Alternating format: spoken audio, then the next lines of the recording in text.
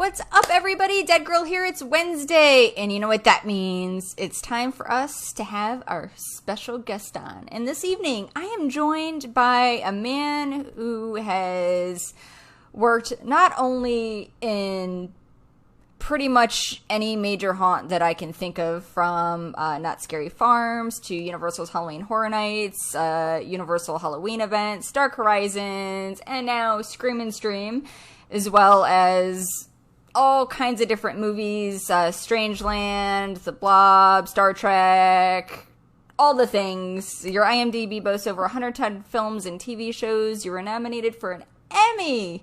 Mr. Michael Burnett. Hello. Thank you so much for joining us this evening. Absolutely. Glad to. This is a good time to talk about spooky stuff. Yes, it's the season. It's already started. Yeah. Yes, this is living in Florida is the only place that, you know, that when it drops to 86 degrees, that we consider that like a cool front and it's turning into fall. You're not kidding. I walked outside today and I was like, oh, is that fall in the air? And I looked at the thermometer and it was like 81. I was like, wow, I've lived here too long. Yeah. Oh, yeah. No, yeah, it's crazy. They were talking about it on the radio, and you guys, it's going to, it's fall, I guess yesterday was the first day of fall, and the guy was talking on the radio. But, it's already gotten down to 86. I'm like, are you kidding me? Only in Florida. So, anyway. I know. Only in Florida where it's in the 80s, and you're like, I might need a sweater later. Yeah. But I do have, I'm pointing the wrong way. I do have my pumpkins. So. Where'd you find pumpkins already? Oh, they've, I keep an eye out for them in early September. Our local Walmart in their produce section has about 4 or 5 big bins of them. So nice. I've got about 8 of them already. We'll have to go scope out our Walmart and see if we can't get some. I've got some pumpkin envy going on right now. Oh yeah, well I love my pumpkins. Nice. Now you've worked for many, many, many different haunted attractions, and I kind of wanted to talk to you this evening about all of the fun things that you've done haunt-wise. I know last time we talked about a lot of the movie stuff, so this time, with it being that special time of the year, I thought we could talk about some of the creepy things that you get to do in the October, September-ish season. And I know one of the earlier haunts that you worked on was something called the Creepy Crypt. Yes, I grew up in Orange County, California, which is about 60 miles from Hollywood. And back in those days, back in the 80s, Halloween was still very big. Halloween was big at the time, like it is now. Not quite it's grown to what it is now, but we still had a lot of fun. And that's one of the ways I got into doing makeup effects was because of Halloween. Yeah. And so I would always, at a young age, I started haunting my parents, their porch. And then it kind of grew into the whole front area of the house. And then it kind of went into the garage, into the backyard a couple years. And I could never talk my mom into letting us take it into the house. But I tried. I did try, and then I started doing stuff for some of the local community things, and our mall, which was called the Orange Mall, they had a small haunt set up that they would set up every year. It was designed for kids, so they needed an upgrade because the one that they had they literally would set it up and tear it down every year, and it had been done a few times and it was starting to wear out. So I submitted a design and won the award and got to build it. It was a great learning experience, a lot of fun to make these kind of cartoony characters, and we did everything: the lighting, the sets, the props. There wasn't really any makeup in it because it was just kind of animatronic stuff. But it was a lot of fun. It was a lot of fun to do. That's really cool. And you were kind enough to send us some pictures from back in the day, and I've got one here just to kind of showcase. And yeah, a very young me. Yeah, that was like the mad scientist. He turns into kind of a Dr. Jekyll effect. If you notice, that's a mirror on the wall across from me, and if you see there's a face looking back, you should really be seeing the back of his head, like hair, but that is the back of his head.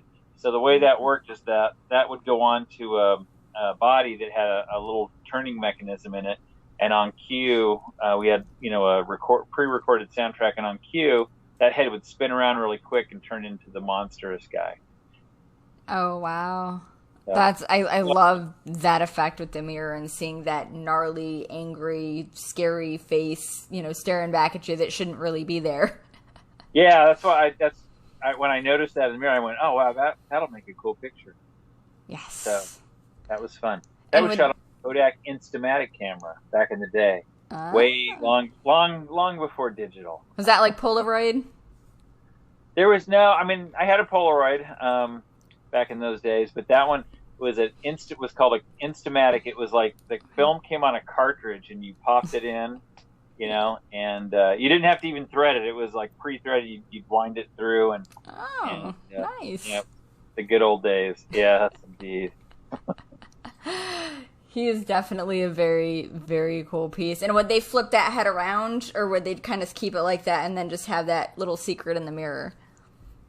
No, that was just for when you would go into the house, it was like you were in a scene like a mad scientist lab, and there was a soundtrack, and he was talking about drinking some kind of, fluid that he was making. And then with there was some sound effects that went with it, and the person who was walking the kids through, they would take, I want to say it was a very small haunted house. I would say they would take 3 or 4 kids at a time, and then she would push a button, and then the lights would change and the head would spin real quick, and there'd be a loud scream, and the kids would and they'd run along to the next room. But it was a lot of fun. That's awesome. Now you've done the smaller ones. You've also done haunts on a larger scale. In particular, being out in California, you worked at Knott's for some time as well, correct?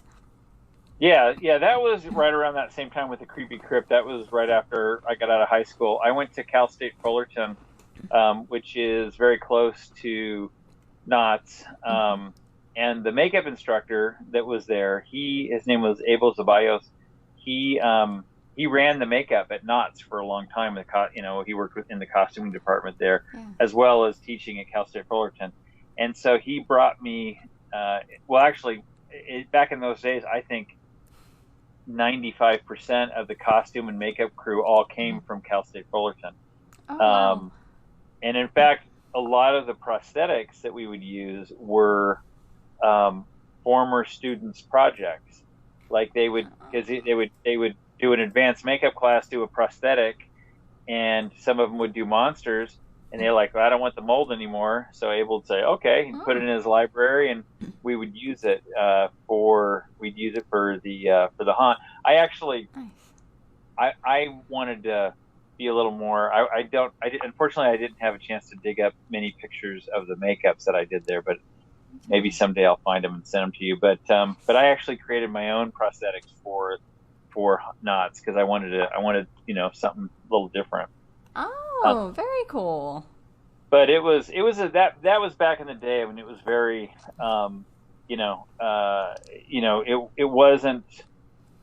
it was kind of like the Old West, we were kind of on our own.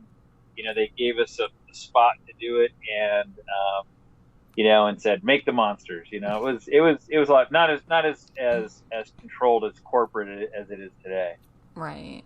Now, how long were you with Knott's for? Well, I did Knott's, I want to say probably maybe 4 or 5 years. Okay. I actually did stuff for Knott's 2 years ago. Nice. We started doing stuff again. I mean, I've actually working there as a makeup artist or building stuff directly for them, when I lived in Orange County. And then when I started my company, later on, I started making these kits. I made corpse kits and decapitated head kits and skeleton kits, and they bought tons of those. It was a lot of fun because the decapitated head kit, it was my head. It was a mold of my head. I'm like making this face, And there was a couple years that you'd walk through, like in the late '80s, you'd walk through knots, and almost every decapitated head was my head. So, I'd see, oh, there I am, there I am, there I am, or it was pretty fun. There was no hiding from yourself at that point. No, no, no, no. It was fun. They'd put different wigs and bloody him up differently and do things, but that really distinct expression was kind of hard to hide. And I still use that today. Actually, that same head, you will find it at Halloween Horror Nights and several other places. That's awesome. I love that your head has a history of its own. Yes, it does. Yes, it does. No, you were kind enough to send us over some pictures of some of the stuff that you had worked on over at Knott's, and I'd like to go ahead and share them with everybody that's kind of tuning in and hanging out with us this evening. So we've got a couple of different ones here. Yeah, that's DK Bones. That was he was an animatronic. Most of these we had to knock out really fast and on a pretty tight budget. So I think I did that as a mask originally, and then they said, hey, we've got this front entrance statement we want to update, and it has to install next week. What can you do? Oh, geez. And so we knocked out some quick mechanisms, and they were all pneumatic kind of things. Like, so this guy he's coming out of the grave, and his arm retracts back, and he would lean forward, and his arm would push forward. His arm, we used a corpse kit arm, which is not quite in scale with his head, because that was supposed to be a mask that an average guy could wear. Oh, okay. But when you're trying to get it done quick, you can kind of use what you got. So that would have been around the same time, probably like early, probably 82, 83-ish, something like that. Okay. He's cool. I like him. I think, thanks. Yeah. I wish I still had that mask. But I think I sent you a picture of the whole, like a wide shot of the whole display. I don't know if you've got that. This one with you guys working that was on part the of display. Yeah, see, so that was they gave me that organ. They already had that, and they said, we want to put this in. So they gave me a few components, and so that was a Phantom of the Opera kind of guy, and so I built that. I built the animatronic thing, which was pneumatic, and you can see his head sitting on the thing there without his teeth or anything. It's not unfinished, but that was all part of that whole same setup. That went up on top of a big piece, and it was all connected to a. And in fact, what was cool is there's a cams. I don't know if you're familiar with cams. Basically, like the really old mechanical toys and things. Okay. They use cams, which is basically a circle, and it's cut into an odd shape. So as the circle runs around, a little pin will ride on that circle, and when there's a bump, it'll like trigger. It's kind of like an old like a music box when you crank it. Yeah. It's got the pins. Same idea, but instead of it hitting a little like tuning fork twine kind of thing, it hits for that one it hit electrical switches. Oh, so that was how that thing worked. So it had all these cams, and they'd rotate. And as like when I wanted, and it was weird timing because we had to rotate those things. Nowadays we just do it on a computer and be done with it. But yeah, we didn't have that stuff back then. And I think I've got a finished that's picture it here. Right there. Yep, that's it. So so you can see. So that's the finished Phantom up at the top, and he's moving his arm, up and down, turning his head left and right. It's the sound. And then DK Bones is down there. He's behind all those people. You can't really see him. And then we sculpted those little gargoyle kind of characters to go on the edge. That was so when you walked into Knott's, that was the entrance statement that when you'd walk around that, then you'd come through the ticket booth and then see that, and you could watch. There was all this animation here and there. There were some hanging bodies inside, and then the guy playing the organ up on top. And so people would hang out there, take a few pictures, and then go on into the event. Ah, that's very cool. There's a lot of little components that go into creating a scene like that. I don't think a lot of people realize just how much goes into something like that. Yeah, and they gave us the fence and the like I said, the Oregon. They gave us a few of the pieces that were, and some of those things were probably, who knows how old, because Knott's has been around forever. I mean, that was when I was a kid growing up. It would be in the Los Angeles Times. They had a thing called the calendar section, and I wait for October because they would put the ads for Knott's Scary Farm in there. Nice. And when it first started, it was more of a party with Wolfman Jack, who was a DJ back in the day in the 50s, and he hosted it, and it was more of a party. And I think it was only a couple of nights, and I was, but you had to be, I think, 18 to go to it. Right. And I was a kid, and I'm like, I can't wait. But before I got old enough to go to it, it had morphed into Knott's Scary Farm, which was actually better. It was a better event, but that, it's, I don't know. I think I want to say it's been around for 40 years at this point, 40 plus years, probably 45 at least. They've been doing it a lot, and I know a lot of people don't realize, like, they've been doing it a lot longer, than Universal's been around even. Oh, yeah. Universal, I mean, Knott's, that was a huge event for them. I mean, it always has been. It's sad they're not doing it this year, which I think is probably the first time since they started it that they're not doing it. That's the first time I remember them not doing it. I know they're doing like some kind of fall tasting, like food type of thing out there, but that's about it. They're not doing any of the haunt stuff. Yeah. Now, when I grew up, my grandfather loved to go there. It was literally a berry farm. They grew boysenberry, and they made jam out of it. And they had Mrs. Knott's chicken restaurant, and which is still there. And wow. Yeah, it's a cool place. Have you ever been? No, it's on. We had planned to do all this traveling this year, but then really, stuff happened. Didn't do it. Yeah. Yeah. So I'm hoping next year things will be back to somewhat normal so that we can get out there and experience Knott's and all of its, Halloween glory, and then of course for the daytime too, because it's been on my bucket list for years to do. Cool. Yeah, Knott's is a cool place. It's definitely, it has grown tremendously since, it's a very different place than when I first started going there, but it's still a lot of fun. And Halloween, I mean, it's still, one of the biggest, coolest Halloweens, around. Yes, definitely. Now, you also worked another event called this Queen Scary as well.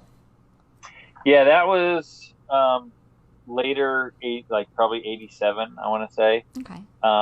And that was the Queen Mary, which is an awesome. You definitely want to visit the Queen Mary too, even if it's not Halloween time. The Queen Mary is an awesome place. So it's it's in the water and obviously doesn't move, but being in the water, some of the areas like the engine room and stuff, which they don't normally use, they'll take you on haunted tours and go in there. Oh. But the engine room is very, very Freddy Krueger. Big boilers and all this stuff. It's all rusted. And so they wanted to kind of, the Queen Mary's in Long Beach, which isn't too far from, kind of in between, LA and Buena Park, where Knott's Berry Farm is. Okay. So they wanted to get into the haunt thing. So we came in, a magician guy, a friend, Franz Harari, who does really cool illusions. He was involved in it. I'm trying to think who all. But we basically did, it was only a few nights, but it was a really fun event. And because the venue, especially because we actually went through we did a haunt, and there are haunted stories, like this kid that supposedly drowned in a pool and all these different things. And so we capitalized on all that. Nice. And, and made these big effects, these monsters and stuff that would come up out of the boiler room and stuff. And it was a lot of fun. That was pretty cool.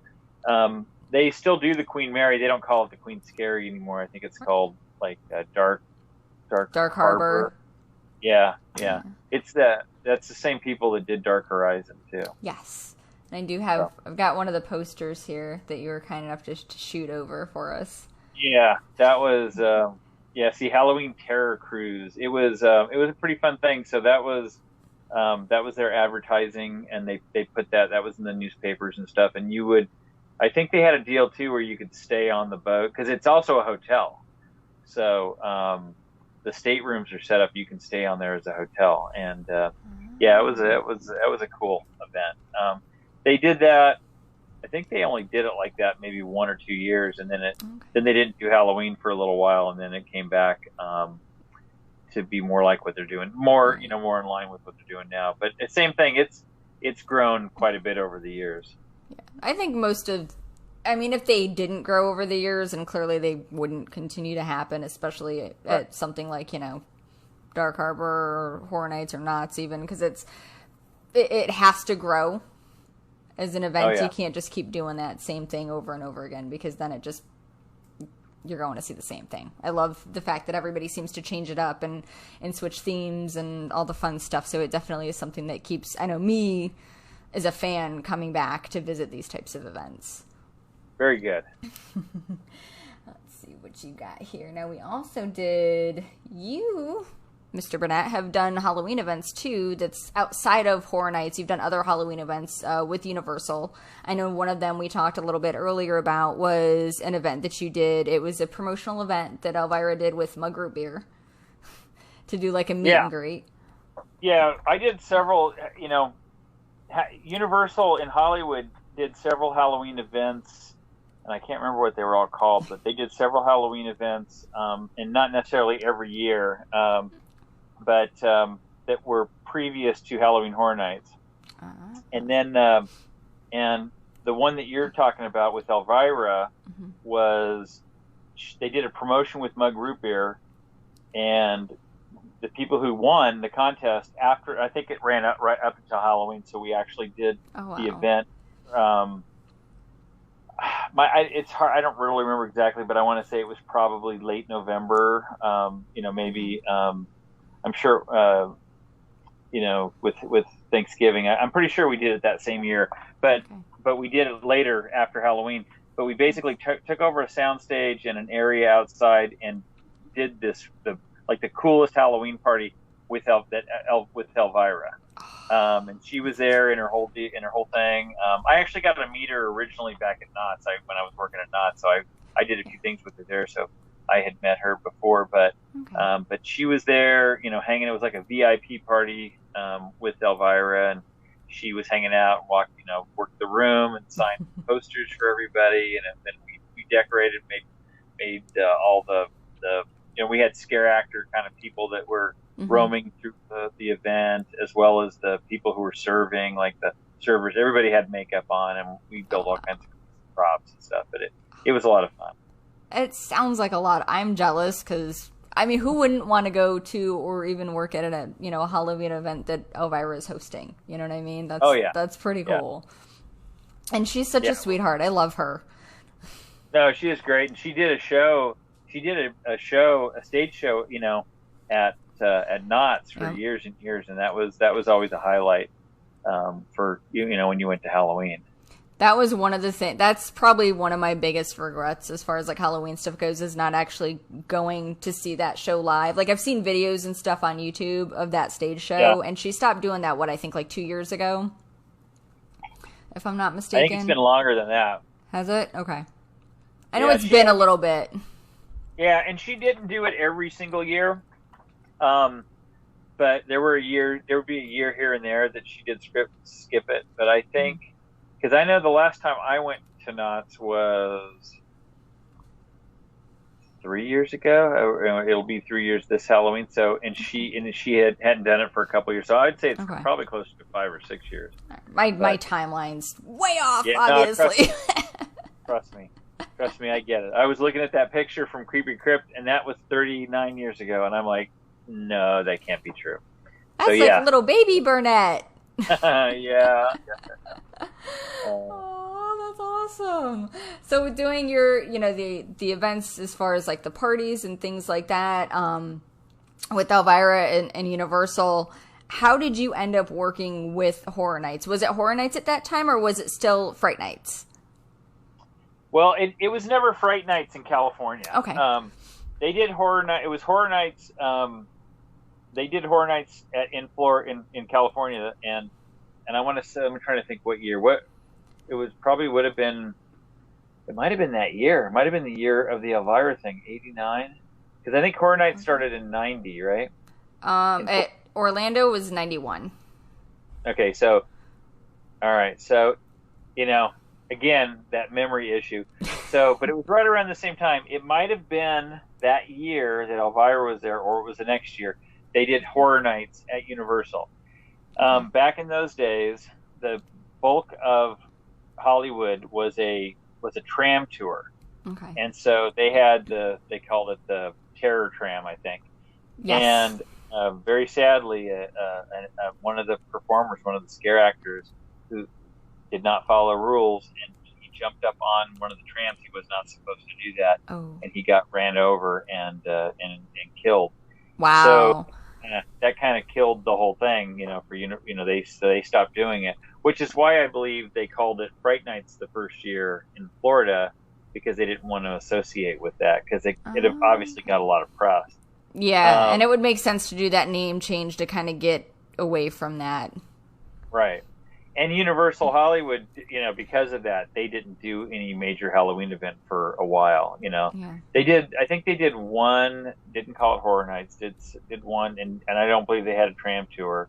Mm-hmm. I remember we did Star Trek. They used to have a Star Trek show there that we did, and we used some of the old. I just remember we used some of the old Star Trek suits for it, and so I think that was after that. But that's I had just, the way I got involved with Universal was I made their walk around costumes. Okay. They're not their costumes, I'm sorry. I made their walk around masks and stuff. I did the Creature from the Black Lagoon, which was a full costume.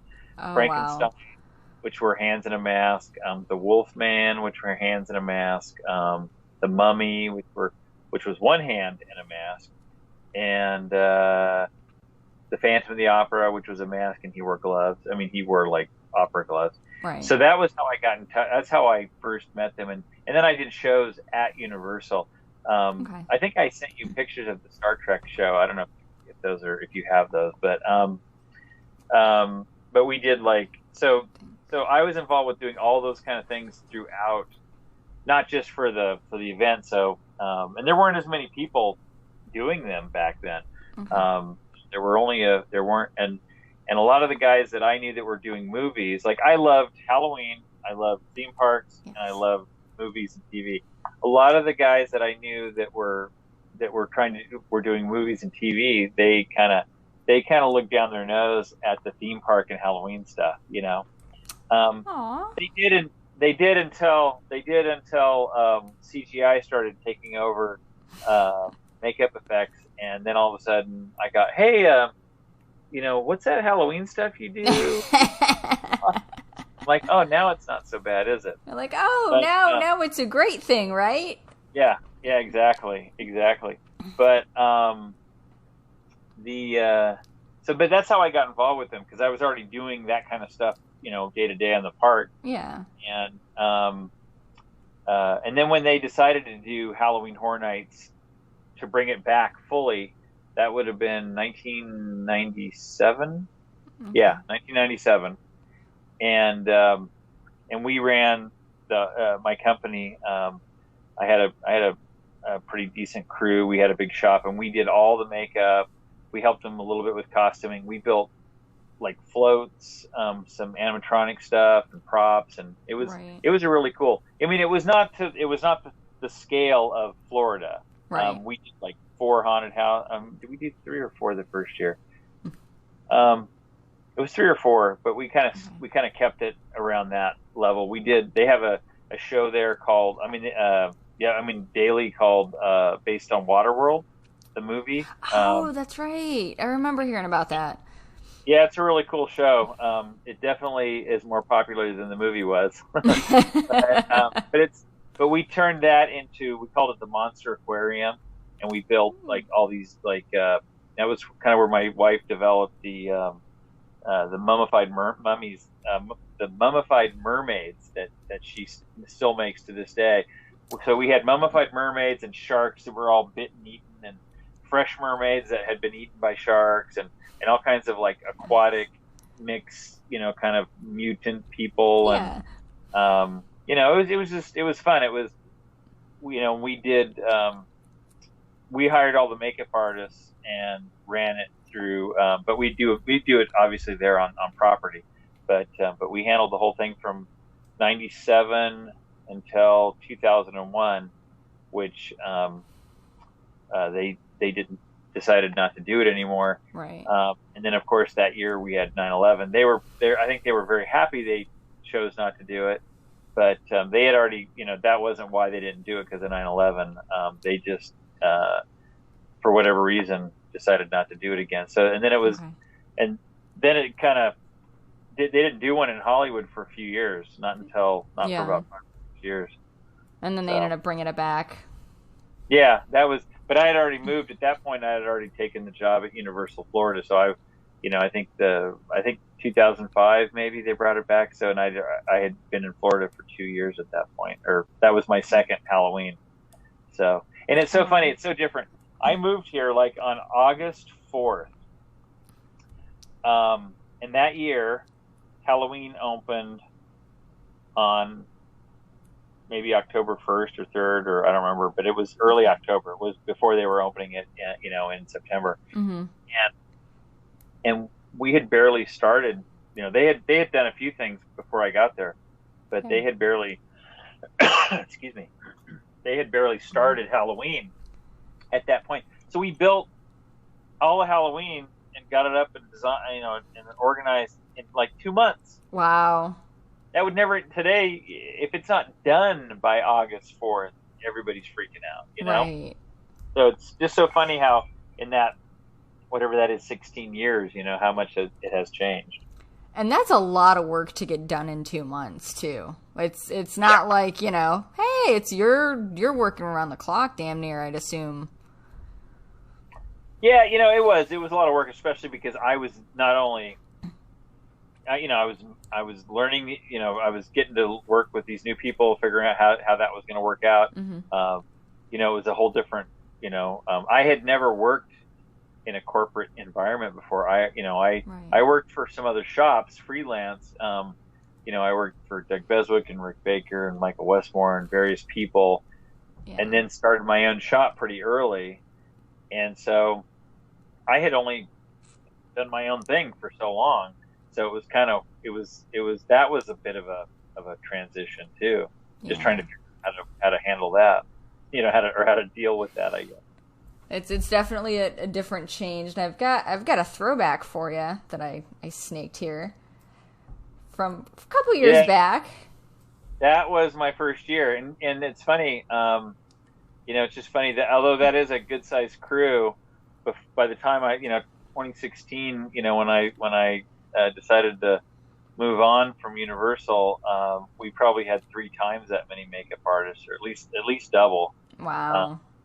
It had grown quite a bit in those years. So, and those were characters, the thing, the caretaker and Jack, mm-hmm. and I was just, that was my first introduction to those guys, and then got to help design and bring to life some new icons after that. You did, and you did quite a few icons too. It's not like you just did 1 or 2. You did a really good number of them. Let's see here. Yeah, Jack was still, Jack was, obviously that was the original Jack, but I got to redesign, kind of reimagine Jack twice. Yes. Which was a lot of fun. So he's definitely one of my favorites, and I'd say, Jack, and well, it's hard to say. They're all different. So, I love them all. In fact, here, I'll just show you really quickly. You love them all for different reasons in different ways. This is Jack. This is my kitty cat Jack, who is named after. He's named after Jack. I got him. What year was that? 2000. I can't remember what year it was now, but the year we did. I guess it would have been the 25th anniversary. Yeah. Okay. So I got. We were doing Jack. So now I shouldn't have woke him up. He's taken over the show. You're done. Okay. All right, you can hang out with me. And so I got him and named him after Jack because we were doing the Jack redesigned Jack. It was for the 25th anniversary, where he gets really he gets darker, really mean and very dark, yeah, which was fun. That was cool to do. Yes, I'm definitely a fan of the darker Jack, personally. Yeah. Oh, now I've got all kinds of fun pictures to go through with you that I wanted to share, and I noticed your Jack shirt and your poster in the background. Yes, I got that. Some people gave me that from this year. Nice. So the tribute store, at least, yes. There's still some Halloween at Universal, so that's cool. And there's still some good. I spent so much money on merch, and I haven't even been. I just ordered a bunch on the website. Yeah. Because they had some great stuff, but I've got tons of stuff here. I wanted to kind of show off some of your amazing work here. Now, we were talking about some of the masks earlier that you had done, and I've got some pictures here of some various masks that you've got. So walk us through, for someone that's not familiar with, Horror Nights or these characters, where are these guys from? So I'm trying to remember what year that was. The guys with these now I just want to make sure everybody understands. So I was in charge of the crew and the team, but the guys and gals that worked that were in the department, they did all the heavy lifting on this stuff. I would do design and kind of help them out. And although I'm a hands-on guy, I did paint. Maybe I might paint the prototype or something like that. This was a very big team effort to get all this stuff done. But those were, we would mainly use masks. Those were for houses, because in a haunted house you're only getting a quick glimpse. The lighting's so dark, and you only get a quick glimpse of the characters. So a lot of times I would try not, if you do prosthetics, and we would do 700 people a night. Jeez. There's just no way to do really detailed prosthetics. The cost would be crazy. Not to mention that you get in the house, you don't even see it. So some of those masks. So we try to design things and build them. So like the oh boy, there's so many now, and of course my old age is kicking in. I'm forgetting the name of it, but we did. I think it was. They were with the, not the caretaker, they were kind of the Buffy inspired characters. Okay. You know who I'm talking about, right? Yes. I'm totally drawing a blank on what their names are. While you're thinking of names, we did have someone chiming in the chat saying that those were from 2008. Oh, those masks? Mm-hmm. 2008. Yeah, that would sound right. But so like that, the character, there's a character, and he has a full head mask, but we cut it off right under the jaw, and he had this kind of a cage so he couldn't bite you.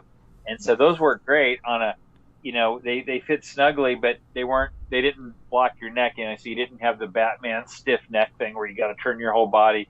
And in a haunted house, it almost looked like a makeup. So we tried to do, and that was before we were doing a lot of silicone. Okay. I know that was one thing I switched over to it and started doing mostly silicone masks. Much more expensive, but you don't have, allergy reactions to them. Yeah. Although it's really, really, I've done this for a long time, and I've only ran into a small number of people who have an allergy, a bad allergy to latex. Yeah. But the silicone, you don't have to worry about that, and it's softer and conforms better. But and then we could also get away with some characters even out in the streets. Like, kind of my philosophy was, in the streets where people are going to be up close and taking pictures with them, we would do the prosthetics, because you're going to see them in the pictures. In the houses, because A, they're not supposed to be taking pictures in the house anyway, right? And B, it's so dark and quick. It just, you don't get a lot of bang for your buck for that. And you're kind of, you're trying to go through, so you're not really stopping to get that, that good look at them, like, to your point, as if you were in the streets. Right. But also too, in the house, you have a very limited. In the street, you're interacting with them. Sometimes, I mean, there are certainly people who run screaming and won't get 3 inches from, won't get 3 feet away, any closer than 3 feet right from a scare actor. But in the haunted house, you've got this thing coming out, and the scare actors have to repeat over and over again, pop out, pop out, pop out, and it gets hard to do that and consistently. So the other nice thing with a mask is we can sculpt an expression into it, so every person gets that quick scare and that expression. We don't have to worry about if it's a makeup and somebody's getting tired and they might be when they come out the first time, and then by the end of the night they're like, you can see that in their face. yeah, exactly. But with the mask doesn't tire, and it will hold that expression the whole time. And you can see you can see those guys with the little bands on their face, and then there's like a headless guy. Like, you can see there's one mask, and it's funny where it's like the top head is cut off. Yeah, that's my decapitated head. I was telling you. No, you know what? No, I'm sorry. That's the same expression. I think that's actually Jeff, one of our guys that worked there. But we did use my head a few times in those. But you can see, like, at the bottom, we're kind of middle. There's a pinkish fleshy guy with his mouth open. Yes. So you can see like that kind of expression. So that worked. That really worked well. Yeah. And then this way you don't got to worry about your actor getting tired or anything, because that just stays there. Even if they're exhausted, that's not going to change, because it's, of course, the mask. Exactly. Now, you've also done all different kinds of other characters too. One of the well-known slashers, and of course, I would say everybody's favorite, of course, would be Chucky. Oh yeah, he was fun. He's a hard one to do, because even when because he was really under 3 feet tall, barely 3 feet tall. Yeah. Excuse me. So, that was a mask that we would hire, more like, and it was designed to fit. So a 5 foot, maybe a 5 foot person would wear it, and their head would fit up inside of it, and his eyes are lower to kind of give him the feel that he's shorter than he really is. But it was fun. I always love recreating, stuff from the movies. That was, and that year that's what we were based on. I think that was the year we had the Usher, and so everything was movie related. That was on. Speaking of that, you actually did his, you did him too. Here we go. We'll throw back for you. So we've got the storyteller on the left, and then we have the usher on the right. Yeah, those were fun. Both those were fun characters. The storyteller, we didn't do the storyteller from that year. That was the one that you would see on the ads and everything. That was a different person. But then we brought her back, and then that's when we created this. And this was a silicone makeup for a little film thing that we shot. And the usher, when the usher came, that was kind of when icons were sort of wavering. They weren't really big, as the IPs, the intellectual property things like Chucky and the Wolfman and Walking Dead, as those grew, unfortunately the icon kind of went away, and they never really had an icon in California. Oh, I did not realize that. I don't know a whole lot about California history as far as, Horror Nights or their scare events go, so I didn't realize that they didn't have really icons over there. They had Jack there one year. We sent them all the stuff to make Jack, but he was not featured. He wasn't, he's not Jack. You have him there, and a few people might recognize him, right. the Uber fans, but it's not like here where everybody knows. Yeah, even people who aren't Uber fans, if you've lived in Orlando, for the last 10 years, you probably know who Jack is. You've seen him on a billboard, you've seen him on a commercial, something. He's everywhere, especially around Horror Nights, and once you actually get into it, and especially if he's actually part of the event, like he's been numerous times. Yeah. And James Keaton, who plays Jack, I mean, he is Jack. No, nobody can do it like him. He's So, phenomenal. He does a great job. yeah, and he's great to work with because he loves the makeup. Um, I mean, Nice. he to the point where he's like, you know, do whatever it takes to make it look great. To make it.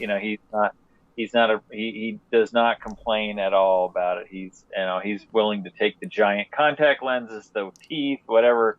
We of course tried to make it. I mean, that was always my goal. I tried to make it as comfortable as possible, but Right.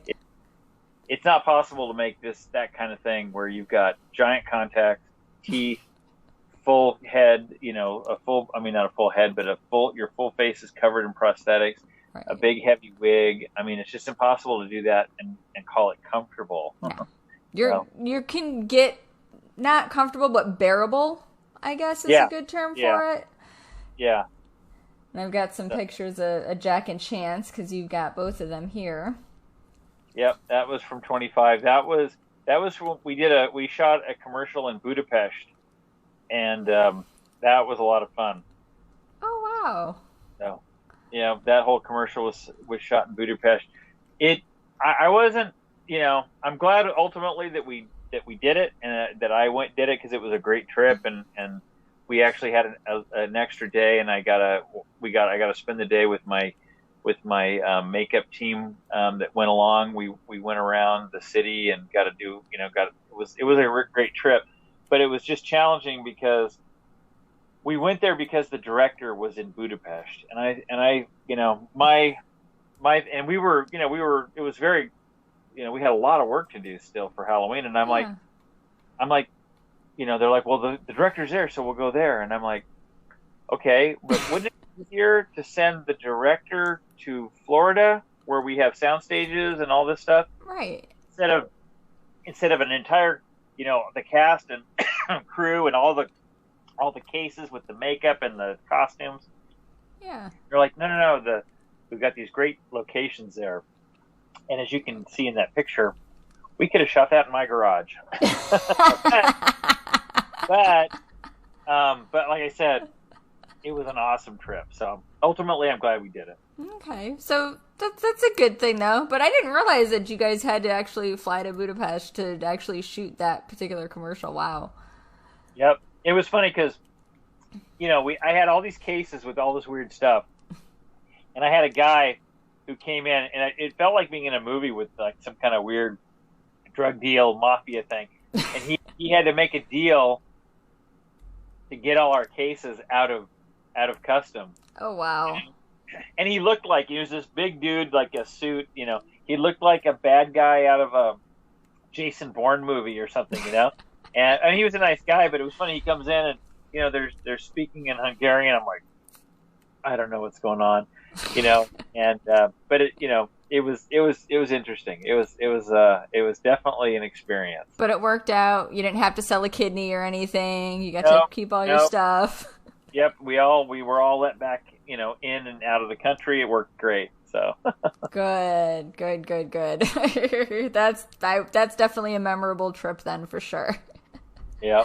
Now, along with doing, some of the iconic makeups, some of the street makeups, you've also worked on some of the houses. And one of my personal favorites, and I know it's one of your favorites, was the American Werewolf in London house, which is still amazing between the makeup, the effects, the lighting, the sound, everything about it was just beautifully done.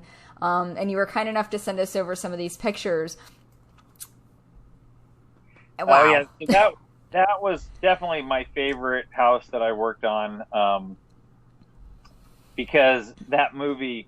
I graduated high school when that movie came out. That was the first movie to win an Academy Award, and I mean, since I was pretty young, 10, 11 years old, I was interested in makeup effects, but I always thought that I would go more into directing and movie making.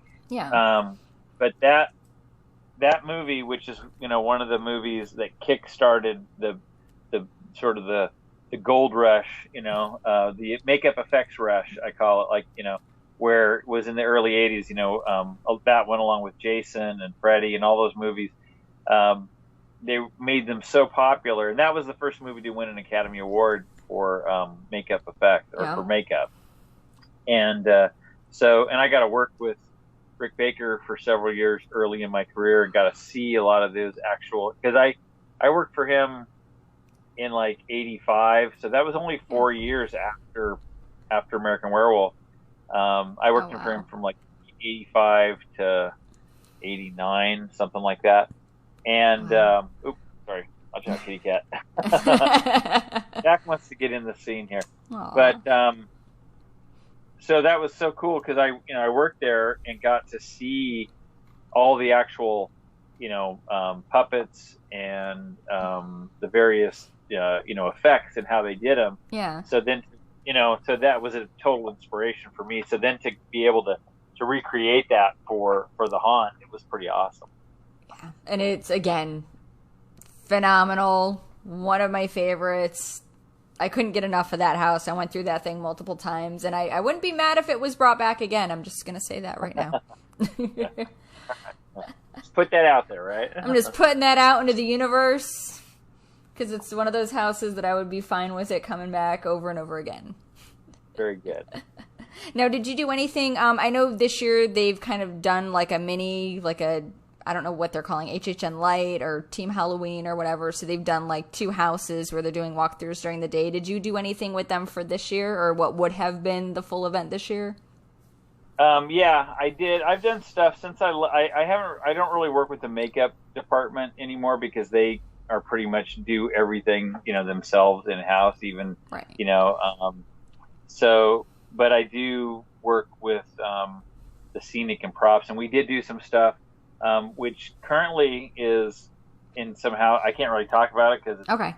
It's okay. We don't have to talk about it. I'm good with a yes or no. Yes. Okay, so yes. Maybe next year after things, happen, then we can talk about it. Exactly. I gotcha. That's perfect.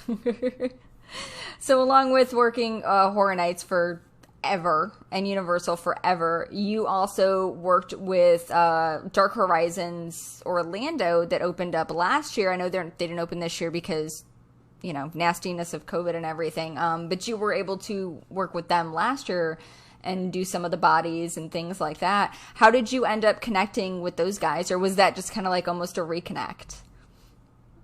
Well, yeah, because it was the some of the guys, because they're from the company that does Queen Mary, mm-hmm.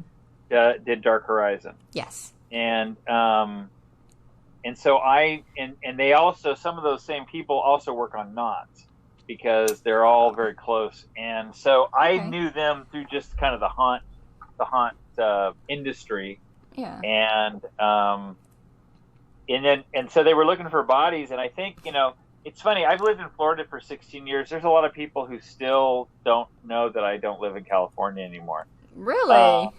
Yeah, it's funny. And that's what so they were looking for some bodies, and somebody said, "Oh, Michael Burnett lives in Florida now." And they're, "Oh yeah, I forgot about that." And they reached out to me and said, "Hey," and so it was a fun project to do, very, very fast. We made a ton of bodies. We made as many bodies as we would do, maybe a few more than we would do on an average Halloween Horror Nights, but we did it in maybe a fourth of the time.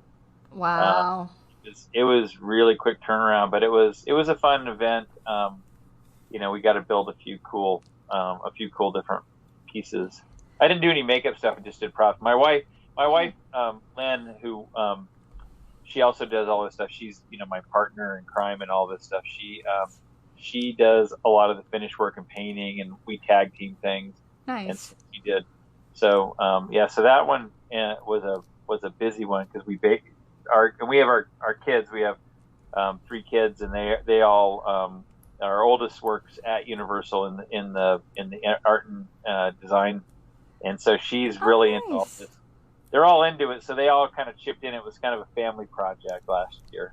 That's awesome. Yeah, it was fun. I do have a couple of pictures here just to kind of show off a little bit from Dark Horizon, some of your bodies.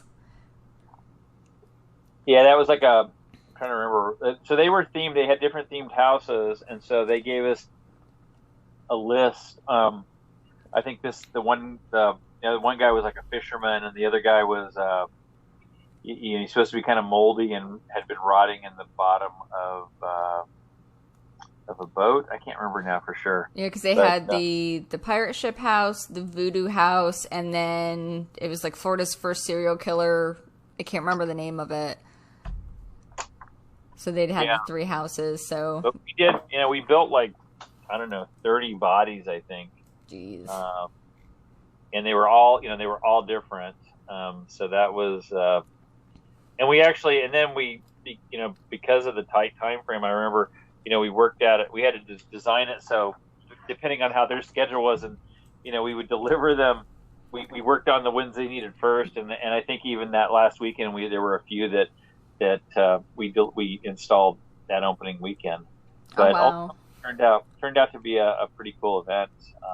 Yes, I was a big fan. We got to go. I think they had like their media night. We went last year, and it was so much fun. We had such a good time, and it was very unique from what like we're used to here in Florida from like, horror nights, and then of course some of the even like smaller independent haunts.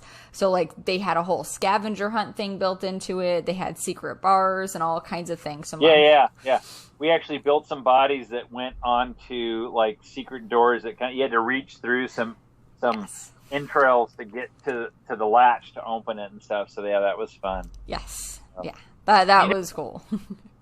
And one that we totally, I totally forgot to talk about when we were talking about kind of the stuff to talk about for tonight was the Warner Brothers Horror Made Here.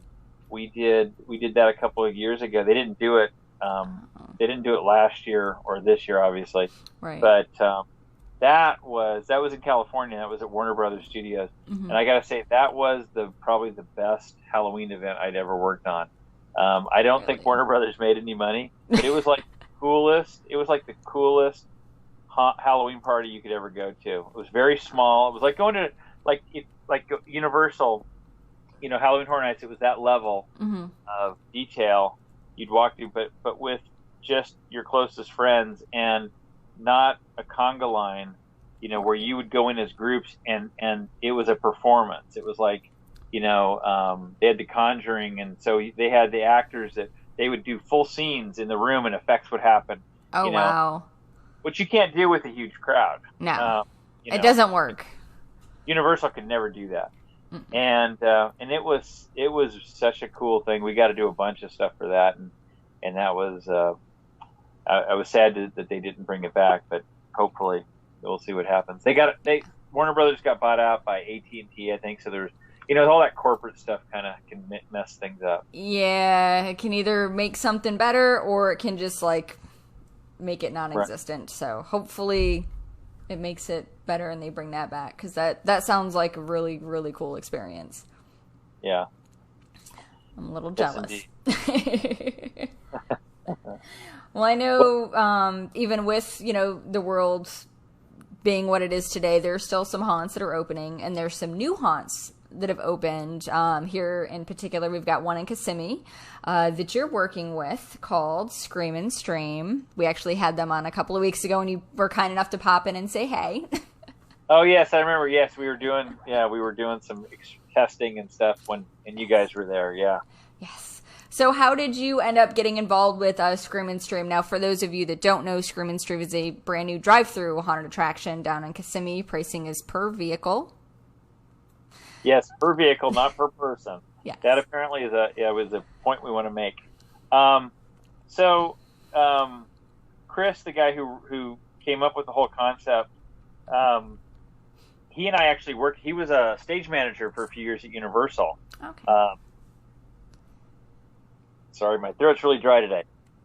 You're okay.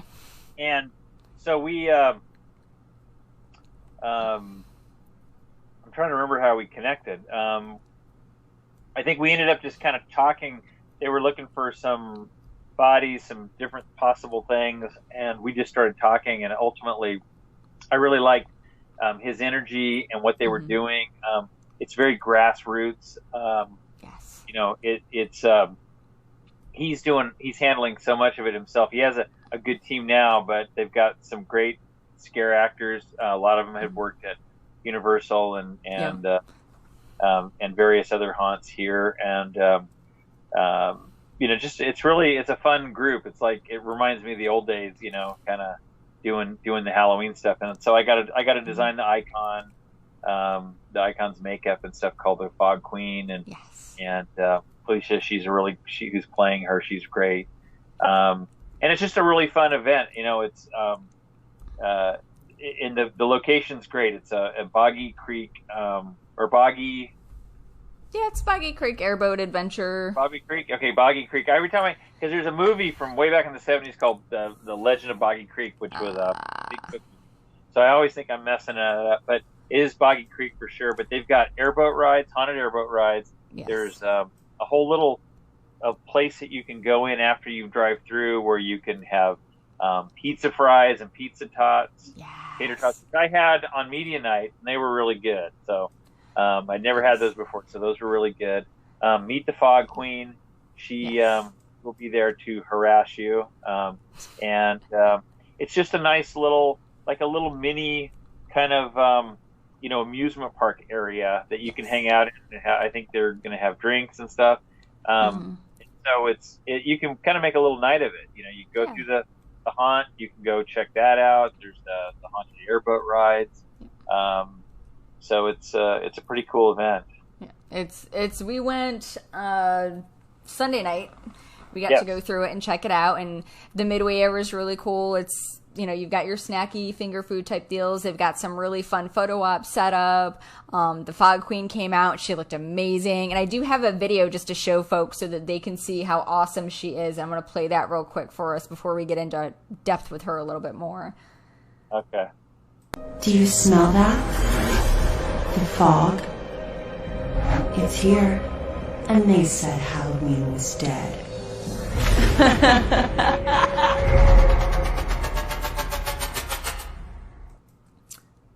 I love her.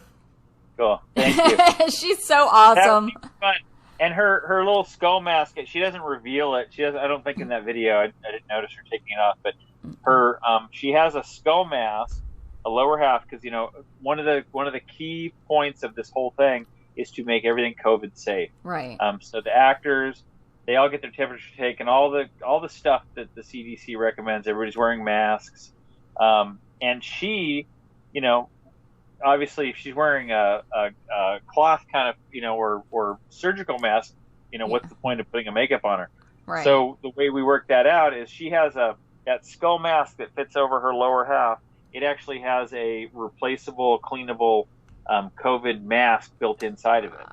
And so it's magnetically pops. So it pops on so she can be up close, you know, get selfies, but then she gets on her stage, she can take her mask off. Now she's more than 6 feet, but she gets up on stage and has, you know, her interaction, and she's far enough away that she can do it without her mask and keeps everybody safe. But she can also come out with her face mask on and do close up, you know, selfies and things like that. So, you know, pretty much every part of it's, you know, that's, you know, everything that was designed was with that in mind to keep it safe for everybody. Yes. So we can stick this Halloween cannot be put down by the COVID. That's not going to. I think people need Halloween. Like, I need Halloween in my life. I have it. I live it year round anyway. But I think the general populace, it's needed very much this year. And something like Scream and Stream I felt extremely safe, especially, you know, even just coming in, because there's plenty of room for people to keep that distance. You know, everybody did what they needed to do. They had their masks on, you know, sanitizing their hands, and then driving through the haunt even. You can have your windows up or down. Doesn't matter if they're down. You know, they do ask to keep the masks on, but all the actors are in masks, and it works well because they're worked right into that costume. Yep, exactly. And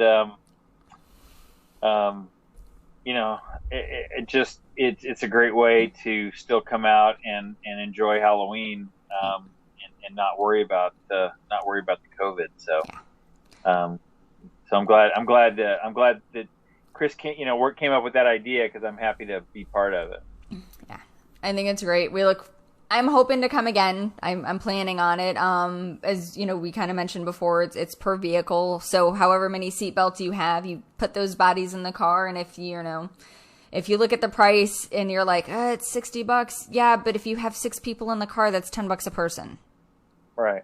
You buy one ticket, you don't buy one, per person. So just kind of keep that in mind if you guys are looking at doing Scream and Stream, which I definitely do suggest. And make sure that you get gas beforehand, because it's in the middle of nowhere.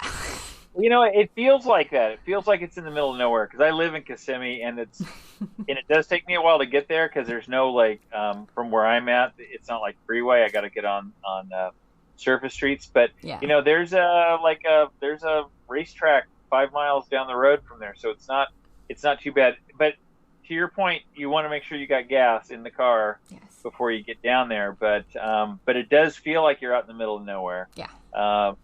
Which is part of the fun of it, and you're right on the lake. It has a great atmosphere, and it's not like it's not like a haunt kind of thing where you go not that I'm trying to put them down or anything, but some haunts are just one spot. You walk through it, maybe it's 10 minutes, maybe it's 20 minutes, and then that's it, Right. Not so much around here, but like other places in the country, because I've traveled a lot and gone to a lot of haunts, and they're still fun. But you go in, you're out for a Saturday night, and you do this haunt, and you're like, okay, you wait in line for an hour, maybe you do the haunt, it's 20 minutes, and then it's like, okay, now what do we do? Right. The nice thing about this is you can do the haunt, do the drive-through, and then go in, because there's no charge to go into the what do you call it, the midway? I guess it's like a midway area. I don't know what to call it, really. It's like an open midway type area. Yeah. That's a great I always been kind of struggling with what to call it, but that's a great thing. You can just hang out there. There's bars, there's the food, there's alligators, there's kind of a whole little alligator thing. You can check them out. They're nocturnal, so they kind of move around more at night, it seems. And then there's merch. You've got like the poster behind you back there. They sell their masks and fog scented, car air fresheners. And we are. I don't know if we'll have them this first weekend, but we will have some Fog Queen collectable pieces too. Probably be the second weekend, because we're still getting it's a lot to get this thing up and running in just a few weeks. So. But we will definitely have some collectible Fog Queen specific merchandise. So awesome! That'll be fun. That's exciting. I've got a close up of her just to kind of show. Check out her lovely, beautiful face there. Yeah, my daughter made Danielle. She made the knife and the headdress, her crown, and she did a lot of work on the costume for that. Oh, she did a great job. So thanks. Yeah, she's fun. She's very creative, and again, I think it's just hereditary. Since her mom and I both do this kind of stuff, I think it's in their blood. It's only natural that the kids would be like, "Let me whip this out real quick." That's awesome. So, Scream and Stream is going on. Check on their websites, pre-purchase your tickets, and then like we're saying, that midway area is free. You do have to wear your mask, even if you're in the car with the window down. They do ask that you guys wear your masks.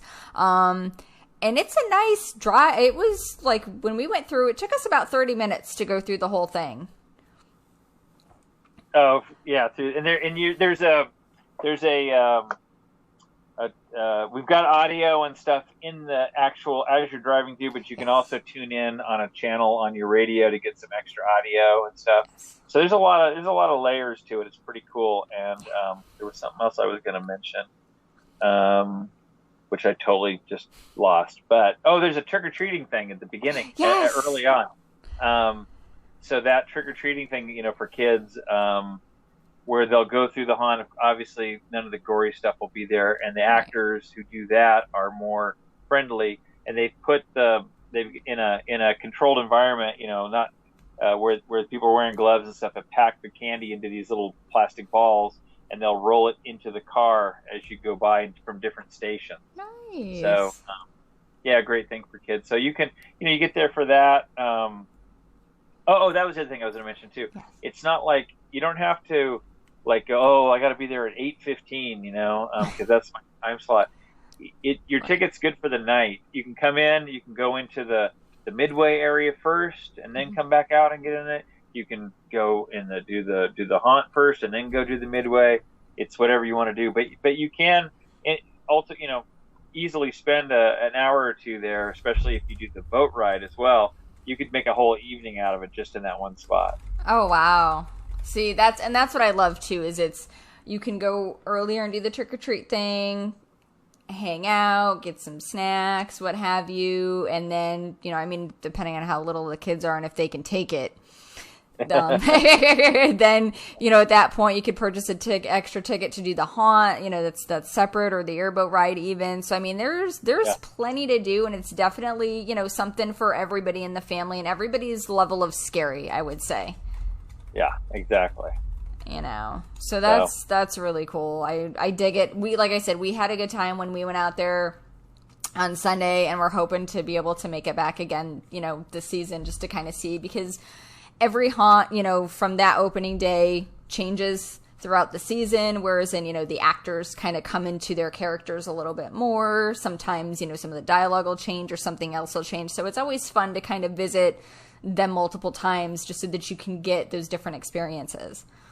Yeah, it definitely morphs, and we develop, like you said, develop character. In fact, we had several rehearsals, and so we'd fine-tuned it to a certain point before media night, but then we had media night, which was the most cars we'd had to go through at one time, and learn some more stuff. And so we're tweaking our grand finale kind of scene at the end. So it'll be a very different scene for those who went through on Sunday. If you come back through again, it's a very different scene. We've amped it up quite a bit. So awesome. Again, I hope you can come out and check it out. Yes. Like I said, we're going to try to make it out there again. Anybody else that's, that's kind of tuning in and hanging out, definitely check out Scream and Stream. Great time, very safe, lots of different things to do. I want to say thank you so much for joining us this evening and for talking to us about all the different, wonderful haunts that you've worked and all the amazing things that you've helped to bring to life that many of us love and enjoy and continue to enjoy, throughout the year. So thank you.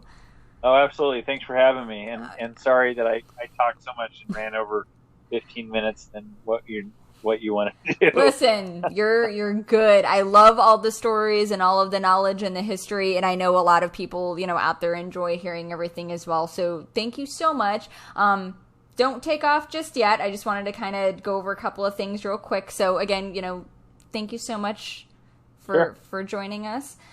And thank you. Yeah, hang on.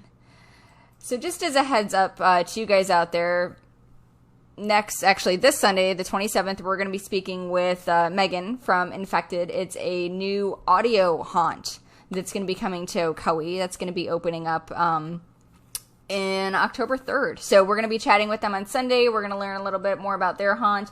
And then next Wednesday, we're going to be talking with Fright Mace Productions about their haunt in Merritt Island. So definitely make sure that you tune into those shows as well. So yeah, so I figured I'd come back to you so that we could say a proper goodbye to everybody that's hung out with us this evening. Goodbye. Thanks for watching.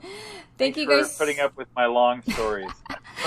Make sure that you are following Michael Burnett on Facebook and Instagram and Twitter. It's under I always mess this up. I always type it wrong. MBPFX. Yes, it's that under all three. Well, on Facebook's my name, obviously, but MBPFX, I've got that under Instagram and Twitter. Perfect. So make sure that you're following. Thank you guys for tuning in. Thank you again, Mr. Burnett, for joining us. And until next time, boys and girls, keep it spooky.